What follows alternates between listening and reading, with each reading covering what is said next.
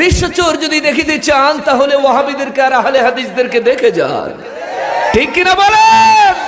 জীবন ভরা তাদের পূর্বপুরুষরা নাভির নিচে হাত বেঁধে নামাজ পড়েছে, সে এখন মাঝখানে হাফ লেডিস, এখন সে ফুল লেডিস হয়েছে।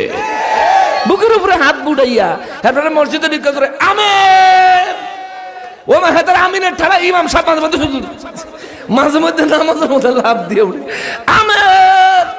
কিসে তোর কিসে, তোর পিছনে কি বিচ্ছু কামড় দিছে নি? অত জোরে আমিন কা মসজিদের ভিতরে? আর কেউ আমিন করে না, আমিন ইমাম সবে জোরে আমিন কইছেন রে সোর। তুই যে দাঁড়াইছ নামাজ একটা দাই তুমি হাজাল ইমাম, ইমামের একটা করবি, ইমামে জোরে আমিন কয় না, তুই জোরে আমিন কই না কেন? ফাজিল একটা দা হইছে নি? তার কি একটা দা হইছে? একটা দাই তো হইল না, ফাজিল কোথাকার। হ্যাঁ হেতে আবার কয় আল্লাহর ওলির দরবারে যাওয়া যাইতো না, হেতে আবার ফতোয়া দেয় আল্লাহর ওলির দরবারে যাওয়া, আল্লাহর ওলির দরবারে উপস্থিত হওয়া এটা বলে হিন্দুদের গীতার থেকে আইছে। ছাগলের ঘরে ছাগলেরা কয় কি তাই?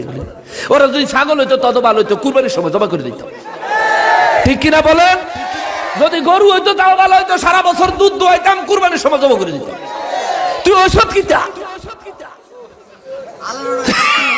তুই ঔষধ কিতা, তুই ঔষধ চোর, নামাজ চোর, মুনাজাত চোর, জানাজার নামাজের পরের দোয়া চোর।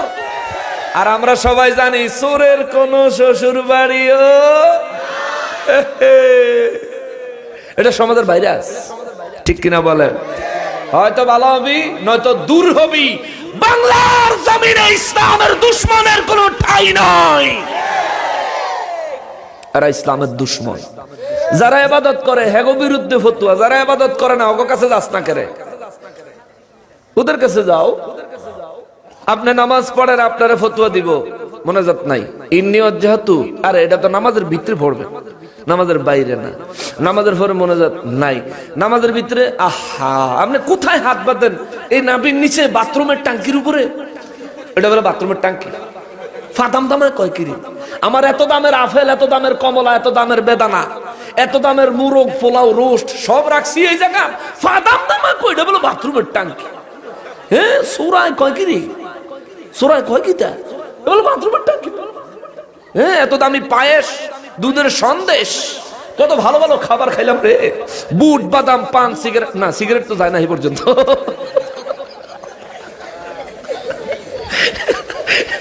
হ্যাঁ, যা খাইলাম সব এক জায়গায়। এটা হইলো আমার এই পৃথিবীর সব থেকে বড় বিখ্যাত আমার নিজস্ব গোডাউন, ঠিক কিনা বলেন? নিজস্ব গোডাউন বেড়া, আমি এটা জমা রাখি। সবচেয়ে দামি দামি বাজারের বোয়াল মাছের মাথা এটার ভিতরে, গরুর মগজ এটার ভিতরে, গরুর রানের গোস এটার ভিতরে, পোলাও, কোরমা, বিরিয়ানি এটার ভিতরে রে। তুই কাছে এটার বাথরুমের টাঙ্কি, সুরার করে সুরা বাথরুমের টাঙ্কিও চিনে না। চিন্তা করছেন সে কোন দরজা চোর হয়েছে, সে বাথরুমের টাঙ্কিটা পর্যন্ত চিনে না। আমি চিন্তা করি সে ওয়াশরুম করে কোথায়?